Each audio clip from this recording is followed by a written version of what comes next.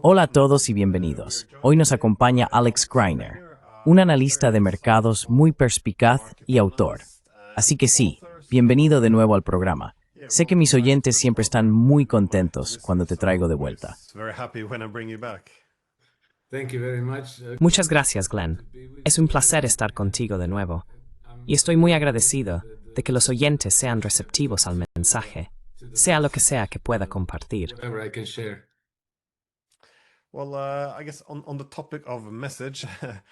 Bueno, supongo que sobre el tema de la comunicación, pensé que podríamos empezar por Irán, ya que obviamente es la mayor crisis en términos de mensajes.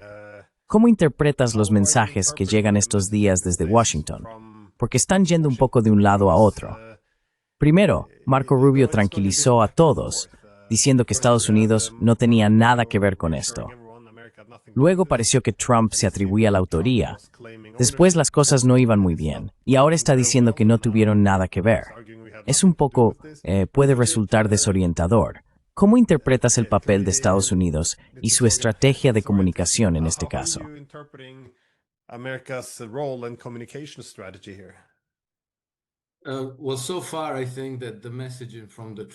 Bueno, hasta ahora, creo que la comunicación por parte de la administración Trump es bastante típica de lo que ya nos hemos acostumbrado, la comunicación de la administración Trump. Pero dado que las circunstancias son tan graves como lo son, decir que es indignante es quedarse corto.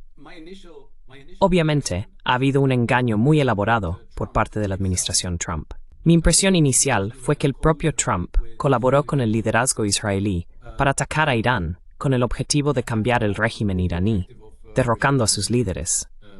Así es como parecían las cosas al principio. Ya no estoy 100% seguro de que eso sea lo que ocurrió. De hecho, el engaño elaborado podría haber estado dirigido también a Israel. Así que creo que no lo sabremos hasta que lo sepamos. Y creo que lo que sucedió de varias maneras.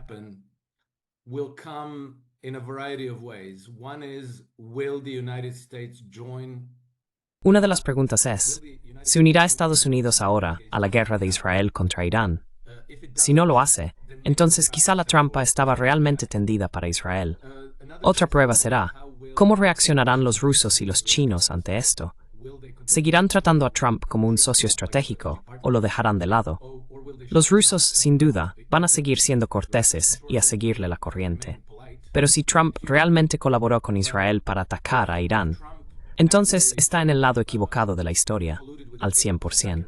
Así que, en ese caso, creo que probablemente los rusos y los chinos lo excluirán de sus proyectos y esfuerzos de desarrollo estratégico, y solo le seguirán la corriente a él y a su administración para mantener la relación en un nivel cortés, como padres divorciados. Todavía tienen que hablar entre ellos, pero no son necesariamente aliados.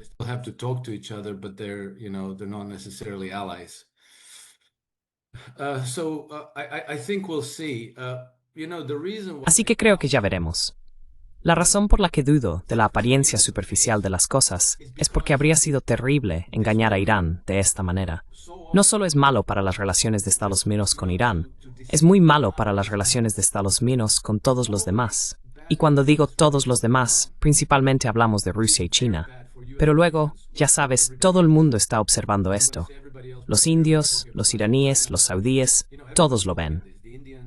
Y ya sabes, su conclusión tendría que ser, Dios mío, absolutamente no podemos tratar con esta administración. No hay nada que negociar. Si negociamos con ellos, si hacemos cualquier gesto constructivo, se aprovecharán de ello y lo usarán en nuestra contra.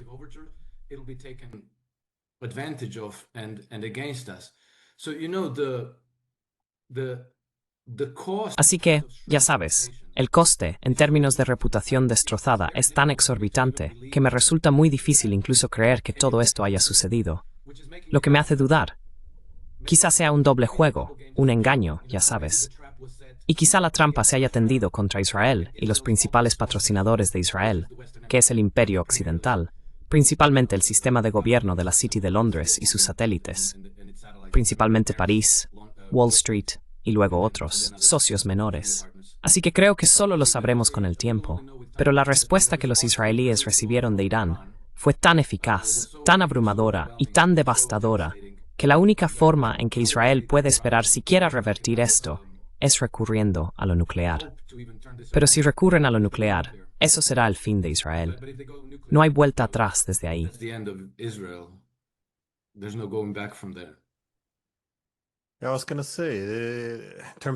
Iba a decir, en términos de escalada, porque parece menos probable, aunque por supuesto es posible que los estadounidenses contacten a los iraníes diciendo, escuchad, vamos a parar esto, ya sabéis, la destrucción, y básicamente lleguen a un alto el fuego. No se resuelve nada, pero ambas partes se retiran con la nariz sangrando.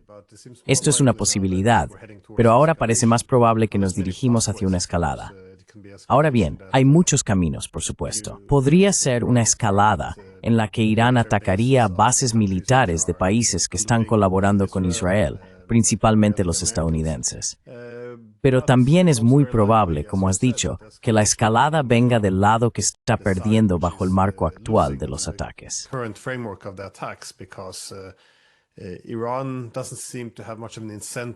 Irán no parece tener muchos incentivos para atacar bases estadounidenses ahora, dado que limitar el conflicto entre Israel e Irán ha puesto a Irán en una posición de ventaja.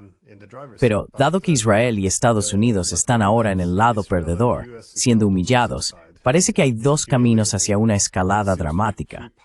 Uno, como sugeriste, es que Israel recurra a las armas nucleares, argumentando que se trata de una amenaza existencial y que deben eliminar al régimen terrorista. Podemos ver cómo el discurso se está preparando para justificarlo.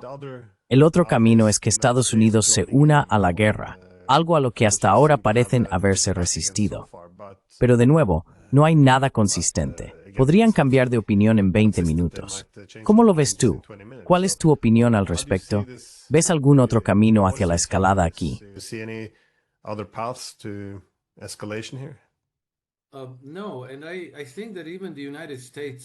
No, y creo que incluso si Estados Unidos se une a la guerra de Israel contra Irán, no veo hacia dónde va, Glenn, porque hay un límite en lo que los estadounidenses pueden hacer.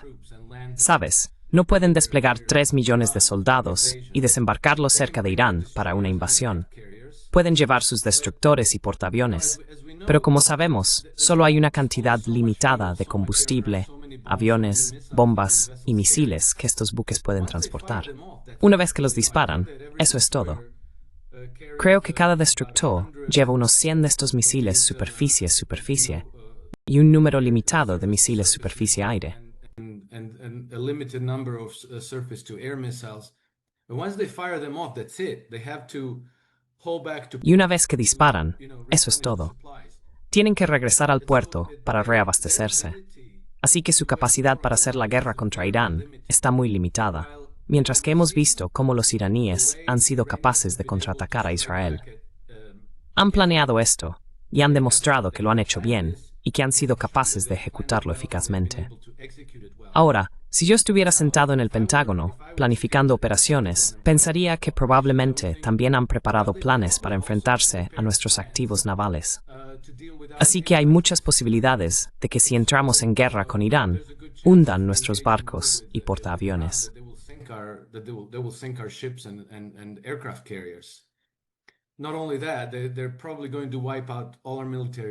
No solo eso, probablemente van a arrasar todas nuestras bases militares. Entonces, ¿cuál es el beneficio? Para Estados Unidos, no hay ningún beneficio en esta guerra. Por eso estoy extremadamente perplejo por la conducta de la administración Trump. Esto me lleva a sospechar que esto fue una trampa para el imperio, no para los iraníes, porque es tan increíblemente estúpido de principio a fin, que uno tendría que pensar que hay un manicomio al mando en Washington, o que este engaño es algo diferente o es obtruism a simple vista and en beneficen.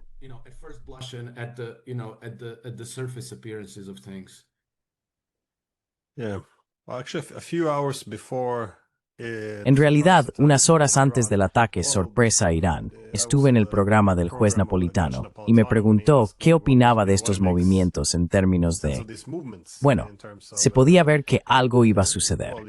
Expresé mis serias dudas. Dije, ya sabes, es bastante posible, pero lo dudaba porque parecía, como tú has dicho, tan loco, tan absurdo, porque ya sabes, las cosas que dicen sobre Irán en los medios, que son débiles, que si el primer misil golpea Teherán, la gente que está tan oprimida se levantará y derrocará al régimen.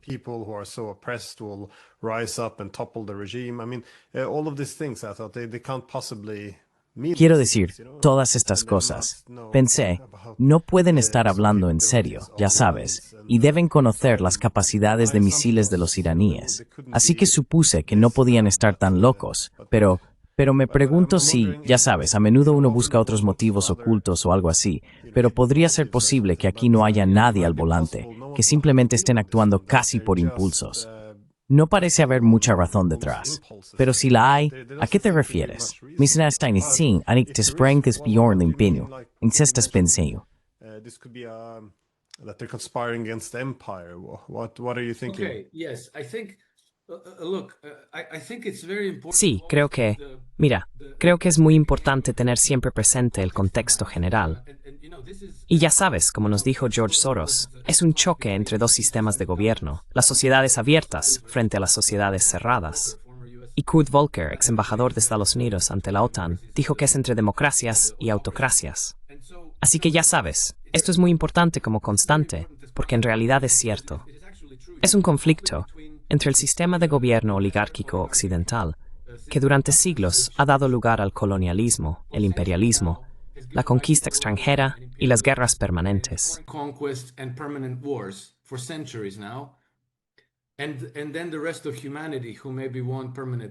Y luego está el resto de la humanidad, que quizá desea una paz y prosperidad permanentes y buenas relaciones entre naciones.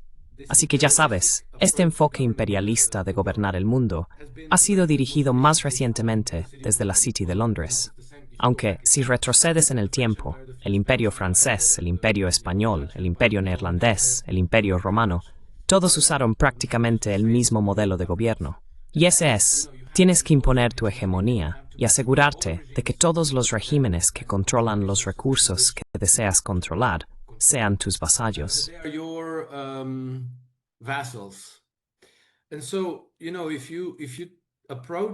Y así, si abordas el conflicto desde esta lógica, te das cuenta, en primer lugar, de que el conflicto en Ucrania y el conflicto en Irán son el mismo conflicto.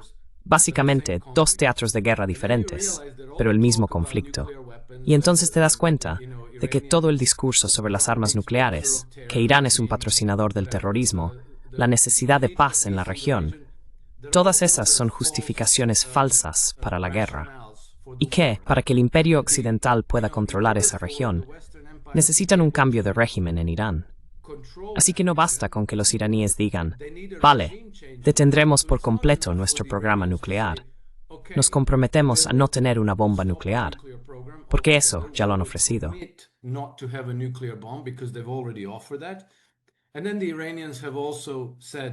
Y luego los iraníes también han dicho, ¿por qué no convertimos toda la región en una zona libre de armas nucleares? Así que, si la paz fuera el objetivo, todos en Occidente, incluidos Estados Unidos e Israel, deberían haber dicho, bueno, eso es fantástico. Trabajemos en ello, que todos se deshagan de las armas nucleares y se comprometan a no atacarse entre sí. Eso es bastante fácil de lograr, y entonces habría paz en la región. Pero si ese fuera el objetivo, esto se habría resuelto hace mucho tiempo. Pero no es así.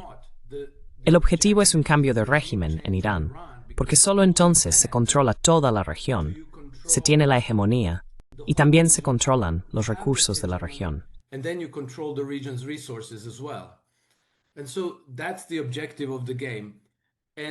Y ese es el objetivo del juego. Estados Unidos está siendo utilizado como el músculo militar de imposición para el imperio, a su propio costo. Vemos que la economía de Estados Unidos ha sido agotada, su ejército se ha debilitado gravemente y ha estado destrozando su reputación y credibilidad en todo el mundo para lograr esto. Así que el perjuicio para Estados Unidos ha sido enorme y extremadamente costoso. mientras que los beneficios están recayendo principalmente en los intereses bancarios de Londres, París y Wall Street. Tuvimos un ejemplo para concretar esto.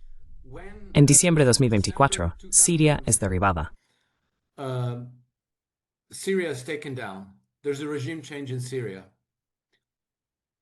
Hay un cambio de régimen en Siria. Casi, bueno, sí, el mes siguiente. No, en febrero de 2025, el nuevo gobierno sirio otorga un contrato de $250 millones para gestionar los puertos de Siria a un conglomerado francés, CMA CGM, ¿verdad? Y CMA CGM se compromete de inmediato a invertir $30 millones en la modernización de los puertos sirios.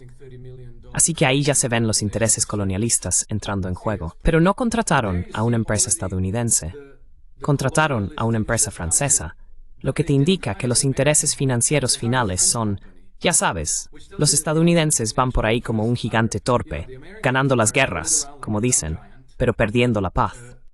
Winning the wars, as they say, but losing the peace. And then they have this frustration about NATO. Y luego sienten esta frustración con la construcción nacional, porque dicen, siempre entramos, derrocamos regímenes, destruimos naciones, pero luego no hay ningún seguimiento político. No construimos nada, simplemente terminamos retirándonos y dejando un desastre atrás. Bueno, eso es casi intencionado, porque siempre son estos intereses europeos, británicos, franceses y otros, que ahora, si prestas atención, verás que realmente están intentando recuperar activamente sus intereses coloniales en toda su extensión, como ocurría en el siglo XIX. Así que me sorprendería mucho que la gente en el gobierno de Estados Unidos no fuera consciente de esto. Y si son conscientes de ello, solo puedes estar de un lado de esta cuestión. You can only be on one side of this issue. You cannot, you cannot be a little bit pregnant. Either you're with them. No se puede estar un poco embarazado. O estás con ellos o no estás con ellos. Y si no estás con ellos, entonces no hay absolutamente ninguna lógica para apoyar a Israel. Porque Israel no es más que un proyecto colonial de asentamiento destinado a controlar y defender la hegemonía de los intereses occidentales en Oriente Medio. Y ahora, si esto no estaba claro hasta ahora, debería ser muy obvio. Así que Estados Unidos se una y diga, vale, defenderemos este proyecto imperial a nuestro costo, a costa de nuestro ejército, de nuestros soldados, de nuestro tesoro, para que los franceses, británicos y otras corporaciones multinacionales tengan el control sobre los recursos de esta región y sus economías. Eso es completamente una locura. That's just completely insane. And again, Y de nuevo, ya sabes, o alguien tiene que ser increíblemente tonto, ciego y estúpido para estar persiguiendo esto, o es algún tipo de engaño elaborado dirigido contra los intereses imperiales. Pero no lo sabremos hasta que veamos cómo se desarrollan las cosas. De nuevo, ya sabes, si Estados Unidos se une a la guerra de Israel contra Irán, entonces me temo que es el lado estúpido el que ha ganado. Si evitan esa guerra y continúan colaborando con China, con Rusia y con otros actores regionales, de alguna manera constructiva, entonces creo que esto fue una trampa tendida para Israel y los patrocinadores de Israel.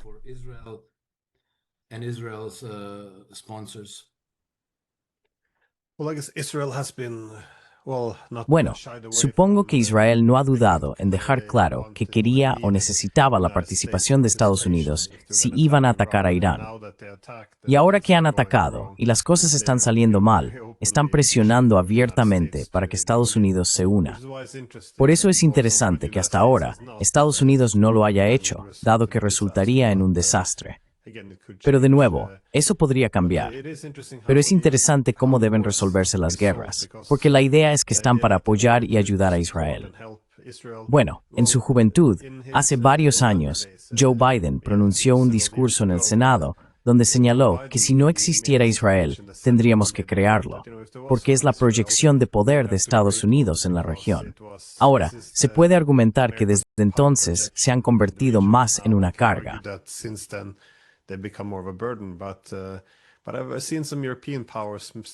Pero he visto que algunas potencias europeas siguen haciendo este argumento. Creo que los alemanes decían que en este ataque a Irán, bueno, Israel tiene derecho a defenderse. lo cual es un comentario muy extraño cuando estás apoyando una guerra de agresión, que es un ataque sorpresa en medio de negociaciones. Así que ahí estás forzando mucho las cosas. Pero creo que tienes razón también en lo del cambio de régimen, porque a Trump también le preguntaron si iba a pedir una reducción de las tensiones. Y él dijo, bueno, Irán no puede tener un arma nuclear. Pero esto es, como has dicho, un argumento muy absurdo, porque Irán ya ha dicho que no quiere ni necesita un arma nuclear. Y si hubiera una negociación, un acuerdo, para tener inspecciones intrusivas que aseguren que no adquieran armas nucleares, esto podría hacerse.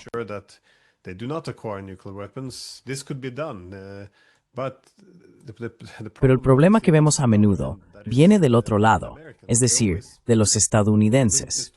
Ellos siempre, yo relaciono esto con otras cosas, dicen sí, queremos un acuerdo nuclear, pero también necesitamos poner límites a los misiles balísticos iraníes. Irán tiene que desvincularse de Hamas, Hezbollah, los hutíes, quien sea que forme parte de la resistencia. Y por supuesto, la nueva exigencia extrema es que a Irán no se le permita tener un programa de energía nuclear civil. Israel puede tener armas nucleares, pero Irán ni siquiera puede tener energía nuclear civil. Y empaquetar todo esto bajo el lema de Irán no puede tener un arma nuclear parece muy engañoso. Pero esto es lo que todavía se le vende a la gente. Así que incluso en Europa, esto se ha convertido en una frase hecha. Irán no puede tener armas nucleares. Pero esto no es realmente el...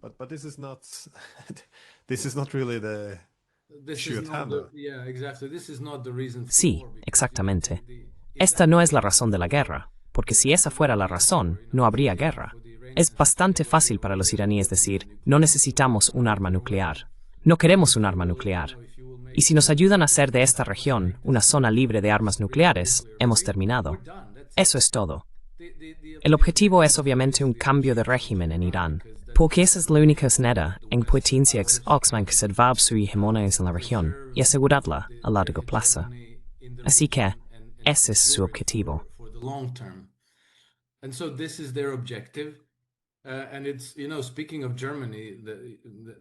Y bueno, hablando de Alemania, como mencionaste, al parecer una aeronave alemana sobre Siria encendió accidentalmente su transpondedor durante unos minutos y luego lo apagó. Pero ya sabes, ahora sabemos que Alemania se ha unido a la guerra para ayudar. Creo que era un avión cisterna, así que ahora sabemos que Alemania está activa allí, defendiendo a Israel. También me resulta bastante curioso que nadie mencione nunca que quizá Irán también tenga derecho a defenderse. Parece que solo Israel tiene derecho a defenderse. Es realmente extraño. Pero más allá de lo que vemos suceder ahora, esto obviamente tendrá consecuencias a largo plazo.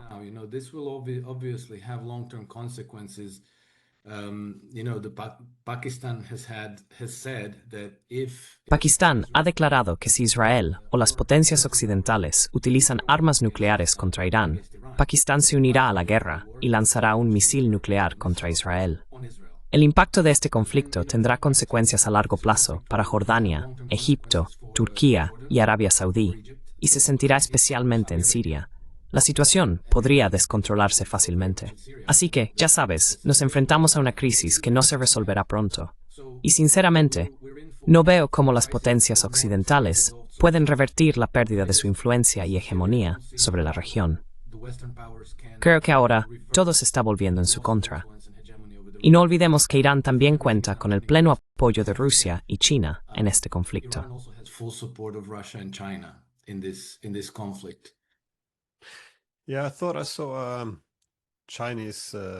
Sí, creí ver un vuelo militar chino reabasteciendo algo en Irán. Bueno, apagaron los transpondedores cuando se acercaban a Irán, pero creo que está ocurriendo algo allí. Pero eso también me hace pensar en las implicaciones más amplias de atacar a Irán, ya que Irán tiene un papel muy clave en este nuevo modelo euroasiático que se está desarrollando. Una configuración que está teniendo lugar donde es un nodo muy central entre el este y el oeste en Eurasia, pero también el nodo central en el eje norte-sur, especialmente el corredor internacional de transporte norte-sur, la ruta Rusia-Irán que baja hasta la India, pero también en general en Eurasia. Normalmente el foco está en Rusia y China, pero Irán se ha ido inclinando cada vez más hacia esta nueva constelación euroasiática. Así que sí creo que esto en cierta medida se ve como un ataque a este modelo euroasiático multipolar que está surgiendo, al eliminar una parte central clave. Pero ¿hasta qué punto crees que, además de enviar armas, los rusos y los chinos se involucrarán de una manera más directa? Chinese would get involved in any more direct way? I very much doubt that the Russians and the Dudo mucho que los rusos y los chinos vayan a enviar tropas, por ejemplo, pero probablemente proporcionarán un amplio apoyo técnico, sistemas de defensa aérea, por ejemplo. Probablemente no sistemas superficie-superficie, porque eso los convertiría en beligerantes. Si se encontraran fragmentos de misiles rusos o chinos en el suelo, donde antes había bases militares estadounidenses, eso sería muy grave. Y tampoco creo que los iraníes necesiten ese tipo de ayuda. Pero, probablemente ya sabes, intercambio de inteligencia, vigilancia, cobertura aérea, defensas aéreas. En ese sentido, creo que los rusos ya tienen equipos sobre el terreno, ayudando a operar radares y sistemas de defensa aérea. En cuanto a los chinos, no estoy seguro, pero hemos visto que han vendido algunos sistemas de armas, incluidos aviones, a Egipto. some weapon systems, including aircraft, to Egypt. So that might be part of the package. They might be supplying. Así que eso podría formar parte del paquete. Puede que les estén suministrando aviones para contrarrestar los aviones israelíes que entran en el espacio aéreo iraní. Pero más allá de eso, no estoy exactamente seguro de cuál será el apoyo. Es importante señalar que China, así como Rusia, han designado prácticamente a Irán como el pilar de la nueva arquitectura de seguridad para esta región y para el continente euroasiático en general. Así que defender al gobierno iraní es ahora una prioridad muy alta, tanto para Rusia como para China. Y por eso ya sabes, tenemos información de que anoche Vladimir Putin llamó a Donald Trump. Según Donald Trump, la llamada fue muy amistosa. The call was very friendly. Putin congratulated Trump on his birthday. Putin felicitó a Trump por su cumpleaños y por el 250 aniversario de las Fuerzas Armadas de Estados Unidos y todo eso. Todo es muy bonito, pero creo que probablemente también hubo una advertencia en esa llamada de no involucrarse y que Rusia probablemente brindará un apoyo sustancial a los iraníes para que no sueñen con poder intentar derrocar a Irán militarmente. Probablemente fue una llamada para disuadir a Trump de unirse a la guerra del lado de Israel. O alternativamente, y tengo que decirlo, una llamada para intercambiar información y coordinar acciones, porque sigo pensando que existe la posibilidad de que Trump esté jugando con los israelíes. Creo que es plausible. I think that's plausible. It's extraordinary to me, though, how the Israelis have played. Me resulta extraordinario, sin embargo, cómo los israelíes han jugado tan mal sus cartas, también con los rusos. Los rusos y los israelíes solían tener una especie de vínculo especial, no solo porque los soviéticos liberaron Auschwitz, y por supuesto, porque tanta gente de la Unión Soviética emigró a Israel. Pero siempre ha existido esto, incluso cuando están en bandos opuestos de un conflicto, este respeto mutuo y consideración por los intereses del otro. Recuerdo que hace 6 años estuve en una con un antiguo profesor. A few years ago, I was at a conference with the former Prime Minister of Israel, Ehud Olmert, and El primer ministro de Israel, Ehud Olmert, también estaba hablando de cómo, de niños, todos aprendieron algunas frases en ruso y de lo especial que era que Rusia siempre fuera una parte clave para los israelíes. Pero después de la contribución de Israel a la guerra por poderes en Ucrania, esta relación está prácticamente muerta. Rusia ya no siente la necesidad de contenerse a la hora de asociarse con Irán. No quiere alienar a los saudíes y a los estados del Golfo. Eso sigue siendo una limitación. Pero a los israelíes ya no parece importarles mucho. Creo que los rusos están hartos de que Israel haya empezado a ignorar sus intereses. Es extraordinario. Si alguien me hubiera dicho hace 10 años que los rusos se inclinarían tanto hacia Irán en contra de Israel, habría sido difícil de creer. Sí, exactamente. Yeah, exactly. I agree, Glenn. It seems almost it would have. Estoy de acuerdo, Glenn. Hace unos años habría parecido impensable. Pero tengo que mencionar otra cosa aquí, porque tengo algunos amigos en Israel que no forman parte de esto, Pero sí parece que Israel, prácticamente desde los días de la pandemia de COVID, ha estado en un estado de psicosis, de formación masiva, que ha sido alimentado deliberadamente. Creo que hay una especie de locura que se ha apoderado del país.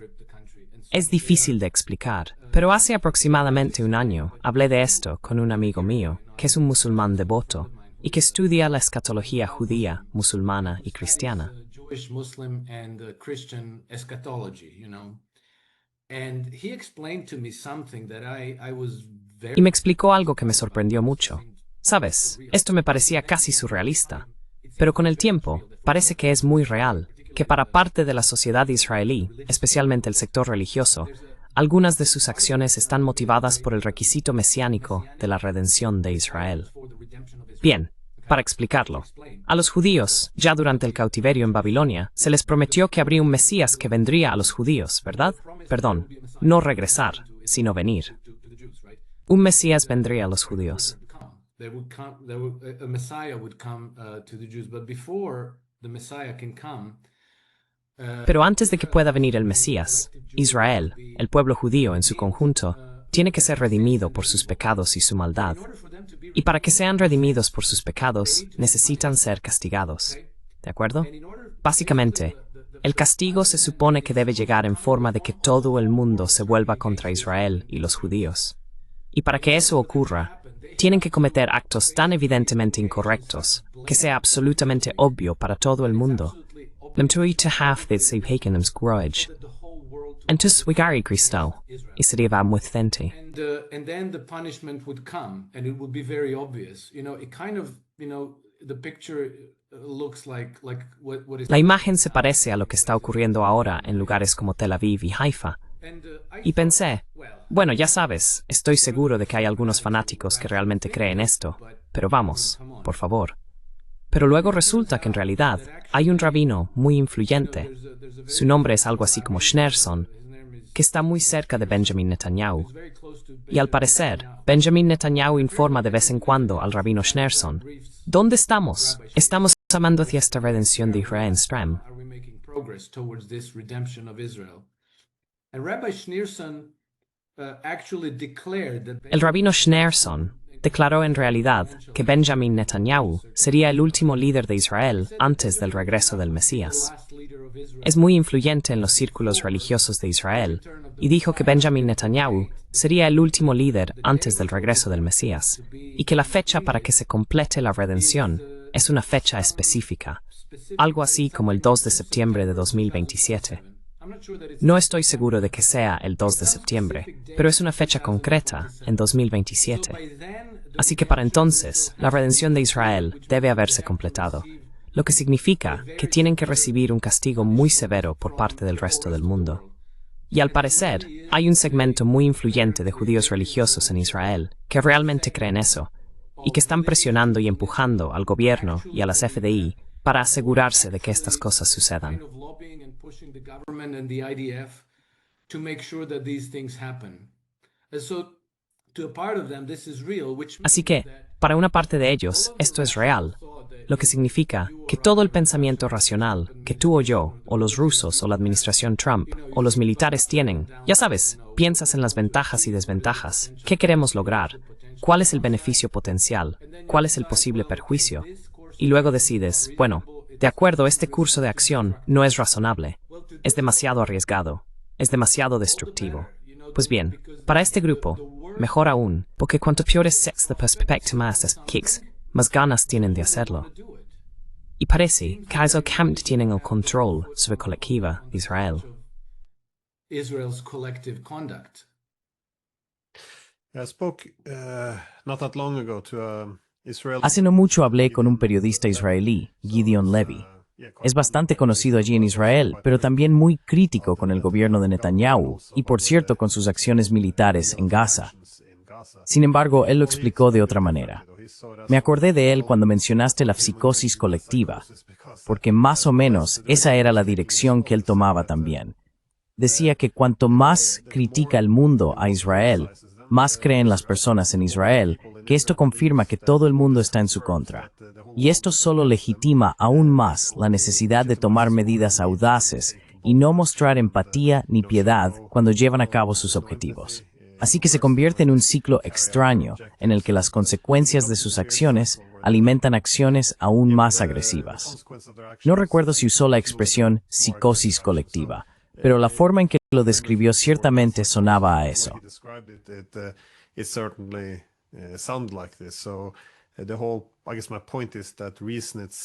Supongo que mi punto es que la razón misma ha dejado de estar presente en gran parte de la toma de decisiones.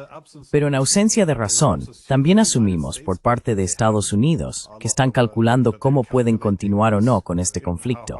Por supuesto, sabemos todo sobre el lobby israelí y todo eso, pero para Trump en sí, este no es un caso aislado.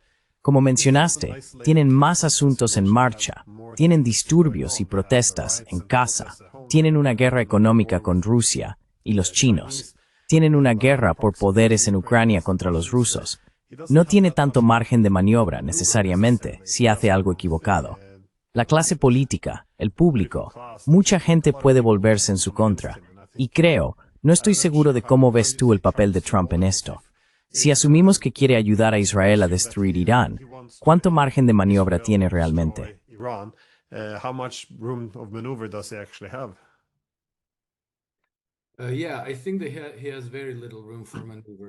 Sí, creo que tiene muy poco margen de maniobra, ya sabes, porque en la sociedad estadounidense, aunque la oposición a Israel está creciendo ahora, y creo que ya es bastante amplia y sólida, sigo pensando que las personas en las entrañas de la administración, todos los guerreros de la Guerra Fría que han estado trabajando en la NSA, la CIA, el Pentágono y, lo que es importante, el Congreso de los Estados Unidos, siguen estando muy comprometidos con Israel.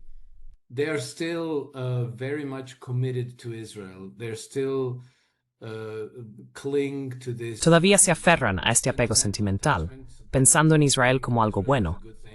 Y por supuesto, este apego sentimental siempre se ve recompensado con algunas contribuciones de donantes, así que todo el asunto está muy arraigado. Y como muchos observadores han dicho, Benjamin Netanyahu hoy en día tiene más control sobre el Congreso de los Estados Unidos que Donald Trump. Entonces, ¿qué se puede hacer? Creo que hay que recurrir a algún tipo de engaño muy inteligente para, digamos, disentir de esto en la práctica y evitar verse envuelto en esta guerra. No olvidemos que Persia ha sido tradicionalmente el cementerio de los imperios, y todos los que intentaron acabar con esta antigua civilización acabaron perdiendo su imperio.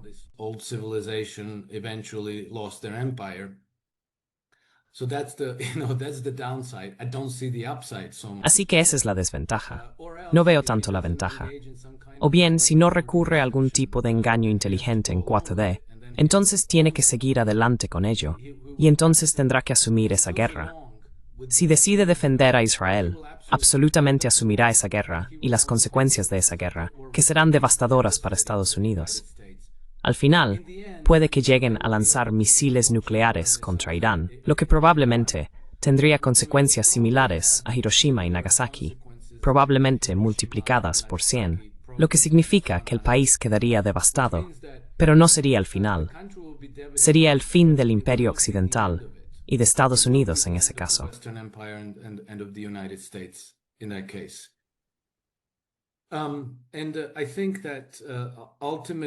Y creo que, en última instancia, el precio político que pagará la administración Trump será esencialmente la destrucción de su presidencia.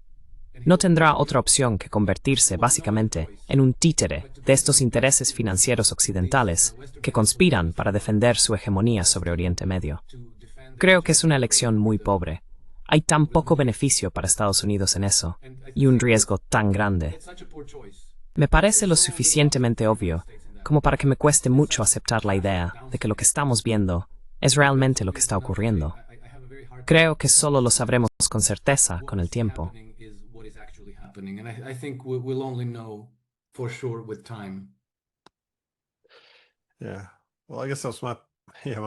Sí, bueno, supongo que ese es mi punto, que los países en declive o que enfrentan algo existencial asumirán grandes riesgos y a menudo actuarán de manera irracional. Pero luego miramos hacia Israel. Estados Unidos, como su aliado, también se encuentra en una situación históricamente muy difícil. No es fácil de gestionar para Trump, Es el presidente de un imperio en declive. Gestionar el declive de Estados Unidos no es un trabajo ideal. Y por supuesto, creo que él venía de un gran subidón tras estas elecciones.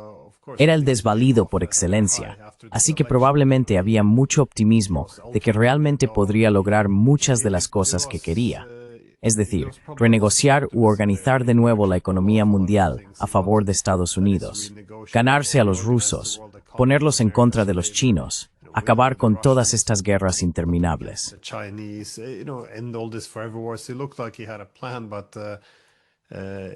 Parecía que tenía un plan, pero de nuevo, debe de ser difícil gestionar este declive del imperio.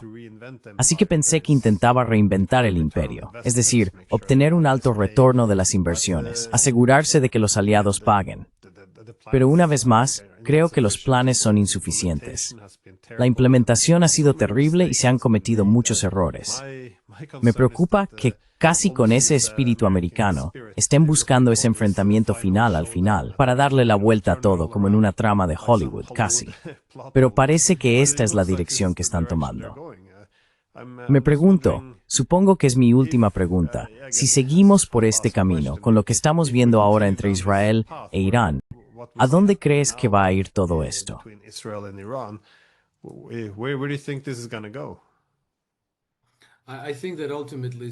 Creo que en última instancia va a seguir el mismo camino que han seguido todos los imperios a lo largo de la historia. Al final, el coste de mantener un imperio acaba aplastando al propio imperio. Porque en estas relaciones imperiales siempre es un segmento muy reducido de la sociedad el que se beneficia del imperio, lo que hoy en día serían los bancos sistémicamente importantes a nivel global y las grandes corporaciones multinacionales. Bueno, todos los demás pagan la factura, porque todas esas cientos de bases militares por el mundo y todos esos grupos de portaaviones que van de un lado a otro no se financian solos.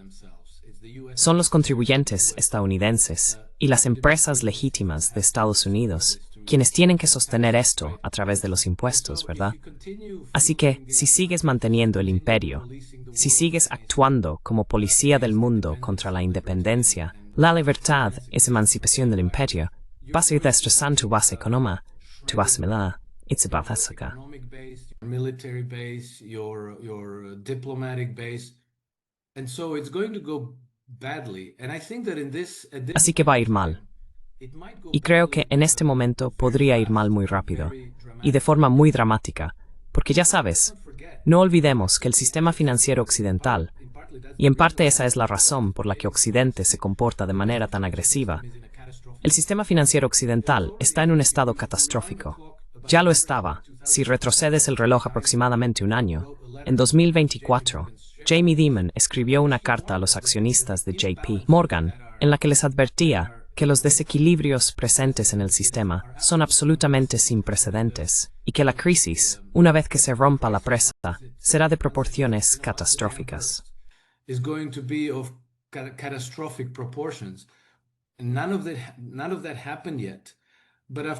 Nada de eso ha sucedido todavía. Pero después de otro año de guerra, después de otro año apoyando el proyecto Ucrania, las guerras en Oriente Medio, y estando cada vez más al límite, creo que cuando finalmente llegue la crisis, nos va a tomar por sorpresa y probablemente dará paso a una situación que por su magnitud se parecerá al colapso de la República de Weimar en Alemania hace más de 100 años. Así que creo que esto está ahora más cerca de lo que pensamos. Y para Estados Unidos es el único país que tiene cierto margen de maniobra.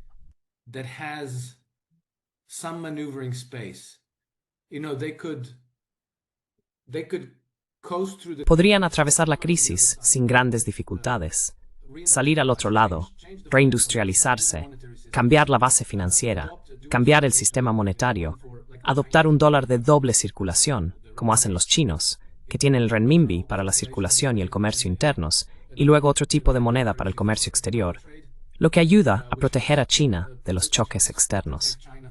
Así que, esa es una opción para Estados Unidos. Reducir el imperio, volver a casa, invertir, asignar capital a las pequeñas y medianas empresas, mantener relaciones bilaterales constructivas con países como China y Rusia, unirse al proceso de integración multipolar, a los BRICS, y dejar de lado las tonterías de la construcción imperial. Si retrocedes a 2016 y antes, y observas la postura de Trump respecto al papel de Estados Unidos en el mundo, verás que él se ha mantenido muy coherente en ese lado. You see that he's very consistently on that side. So, what happened now? Entonces, ¿qué ha pasado ahora? Ha sido comprometido. Ha perdido la cabeza. Se ha rendido y ha decidido, oye, no puedo vencer al imperio. Quizás simplemente vuelva a unirme a ellos. Es pronto para decirlo, pero creo que lo averiguaremos en los próximos meses. Creo que la crisis es inevitable, y creo que la crisis llegará en forma de alta inflación.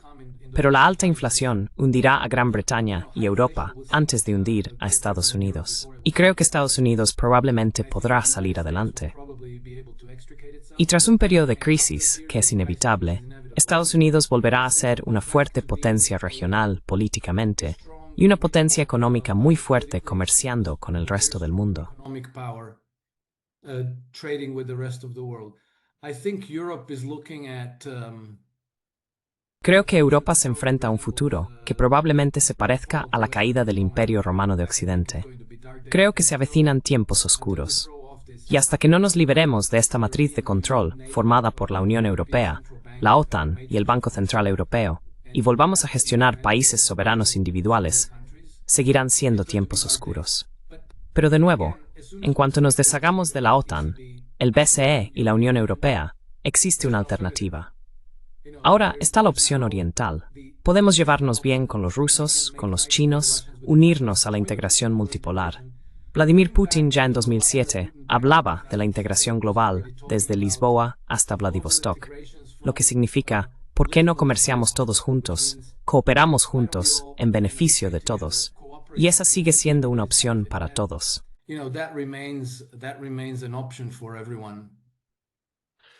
Yeah, well, in this 2007 speech by Putin, Sí, bueno, en este discurso de Putin en Múnich en 2007, que fue duramente condenado en Occidente, también hizo un comentario interesante allí, diciendo que este orden mundial unipolar, es decir, que un solo centro tome todas las decisiones, no solo era intolerable para Rusia, sino que también señaló que para el propio imperio sería muy destructivo porque empezaría a agotarse, comenzaría a corromper sus propias instituciones.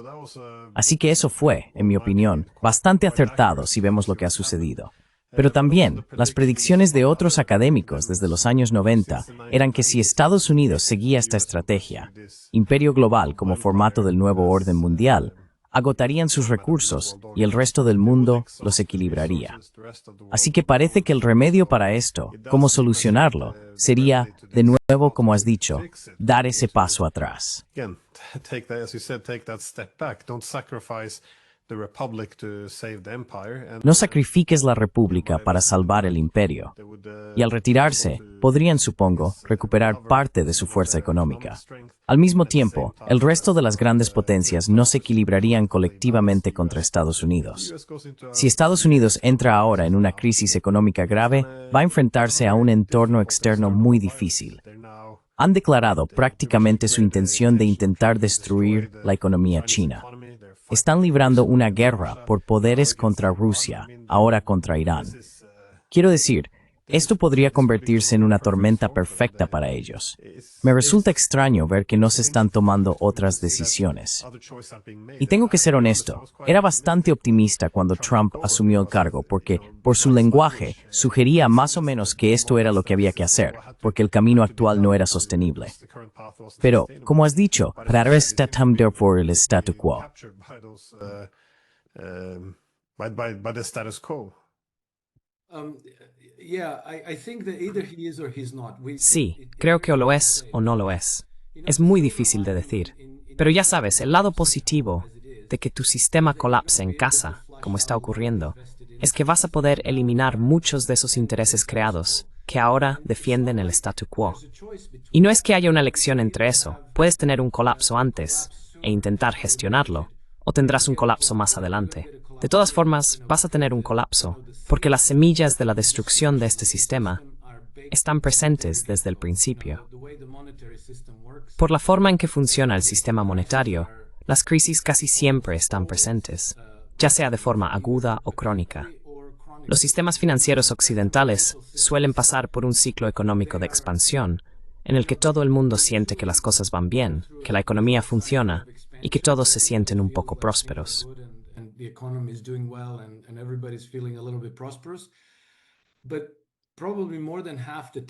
Pero probablemente más de la mitad del tiempo están en crisis. Y luego, ya sabes, cada vez que resuelves una crisis, los riesgos de cola permanecen. Ya sabes, la crisis financiera global de 2008 nunca se resolvió realmente. Más bien, ocultaron las cosas bajo la alfombra y continuaron con una mayor expansión del crédito. Pero la expansión del crédito es algo que te compra una prosperidad temporal, pero en algún momento el crédito en el otro lado es deuda. Tienes que devolver las deudas, ¿verdad? Con intereses, lo que significa que una enorme cantidad de liquidez va a salir del sistema, haciendo que el sistema se paralice y se detenga. Y entonces, la única manera en que los poderes fácticos, los bancos centrales y las personas que controlan los bancos centrales pueden alejar la crisis es inundando el sistema de liquidez, ¿verdad?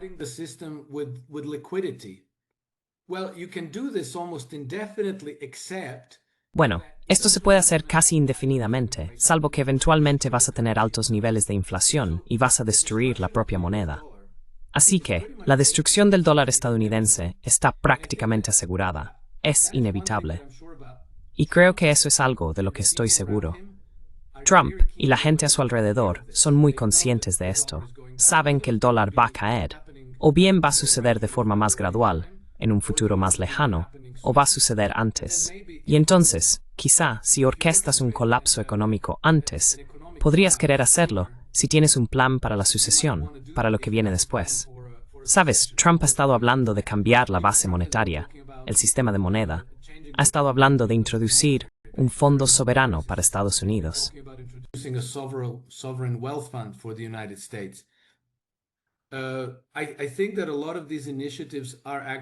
Creo que muchas de estas iniciativas son en realidad lo que ha impulsado al otro bando, a George Soros y a este tipo de oligarcas que actúan entre bastidores, a orquestar incluso este día sin reyes. Toda la obsesión con sin reyes es otro tema sobre el que se podría escribir un libro. Pero está claro que intentan recortar las alas a Trump, deshabilitarlo, bloquear muchas de las reformas que ha planeado y de las que ha hablado, y algunas de ellas no las ha mencionado. Pero se insinuaron en varias declaraciones de Bannon, de Trump, de otros en su administración. Así que veremos el resultado del juego, pero nos estamos adentrando en una crisis grave.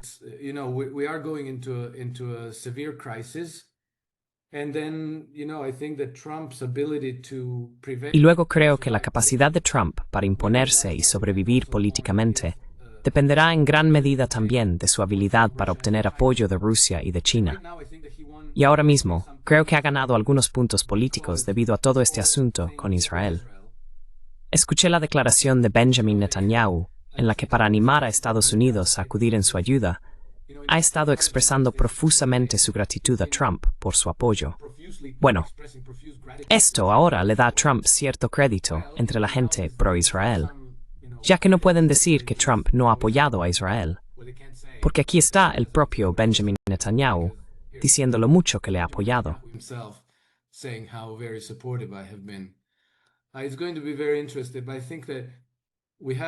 Va a ser muy interesante, pero creo que realmente debemos tener en cuenta el contexto más amplio. Este es un conflicto entre dos sistemas de gobierno. En ese sentido, es potencialmente una ruptura con 500 años de primacía occidental, porque el sistema que dio la primacía a Occidente ha sido la característica definitoria de la civilización occidental. Estados Unidos se creó como un rechazo a este sistema, como un intento de liberar a la humanidad de él. En todas sus declaraciones, Trump se ha mostrado inclinado a devolver a Estados Unidos a sus raíces republicanas. Creo que esto es mucho más grande que la guerra en Ucrania, el apoyo a Israel o la guerra contra Irán. Así que creo que el resultado está lejos de ser claro, e incluso el papel de Trump en esto está lejos de ser claro. And I think that even Trump's role in this is far from clear. And just to finish, I want to mention another aspect of this. Y solo para terminar, quiero mencionar otro aspecto de esto. Trump es el tipo que vemos, pero Trump no es necesariamente quien dirige el espectáculo. Porque cuanto más profundizas en los acontecimientos dentro de Estados Unidos, en las entrañas del poder y en la forma en que se decide y gestiona la política exterior estadounidense, te das cuenta de que la oposición al imperio en Estados Unidos es mucho más amplia que solo Trump. Incluso si sacaras a Trump de la ecuación, esa oposición no desaparecería simplemente. Así que lo averiguaremos. Pero creo que uno de los campos de batalla más importantes ahora es el propio Estados Unidos. Y no me sorprendería que se estuviera llevando a cabo un engaño muy elaborado, envuelto dentro de otro engaño, con otra capa de engaño encima, en realidad. De nuevo, veremos cómo sucede y qué acaba ocurriendo en el mundo real.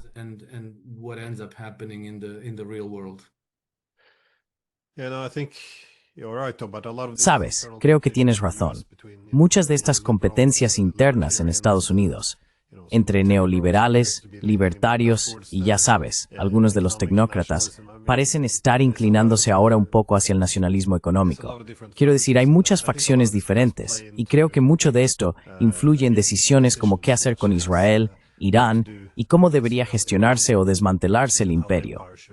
Porque bueno, me pareció interesante lo que dijiste, que mucha gente quiere que Trump vuelva a los días más republicanos. Many people want, like Trump, to go back to its more Republican days, and it's worth remembering in the 19th century that Y conviene recordar que en el siglo XIX, los estadounidenses en realidad sentían bastante resentimiento hacia los imperios europeos. De hecho, como has dicho, todo el propósito de Estados Unidos era no ser como Europa, sino ofrecer un tipo de mundo diferente, uno que no siguiera el imperialismo. Fue realmente en 1898, con la victoria en la Guerra Hispano-Estadounidense y el giro de América hacia el Pacífico, cuando Mark Twain y muchos otros intelectuales estadounidenses dijeron que esto era un gran desastre. Estamos siguiendo el camino de los europeos y tenemos que dar marcha atrás. Quizá lo hagan, pero por el momento, esta decisión que se está tomando respecto a Irán indica lo contrario. Así que, en fin, Alex, gracias, y espero volver a tenerte pronto, porque supongo que habrá mucho más de lo que hablar en breve.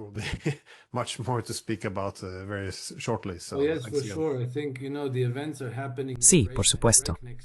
Creo que ya sabes, los acontecimientos están ocurriendo a una velocidad vertiginosa. Así que iremos aprendiendo. Como se suele decir, las guerras son grandes reveladoras. Lo que ha estado ocurriendo últimamente ha sido una experiencia de aprendizaje profundo. Intentar explicar los acontecimientos es muy difícil, y obviamente sobre gran parte de ello no hacemos más que conjeturas fundamentadas. Pero al mismo tiempo, hay mucho que aprender, y creo que descubriremos mucho más en los próximos días y semanas. Debo decir que sigo siendo cautelosamente optimista, porque lo que está en juego es mucho más grande, incluso que Trump. The stakes in the game are much bigger even than Trump. His political career is maybe a... Su carrera política es quizá una parte muy pequeña de toda esta ecuación. Y de todos modos, le quedan otros 3 años y medio, más o menos. Así que creo que hay fuerzas poderosas en Estados Unidos que se están reuniendo en oposición al imperio occidental. Tienen aliados en Rusia, tienen aliados en China, tienen aliados en otras partes del mundo, y creo que también está aumentando la conciencia sobre el origen de todos estos problemas. Así que, ya sabes, creo que estaremos atentos y sacaremos más conclusiones en los próximos días. Y por supuesto, sería un gran placer unirme a vosotros e intercambiar impresiones e información.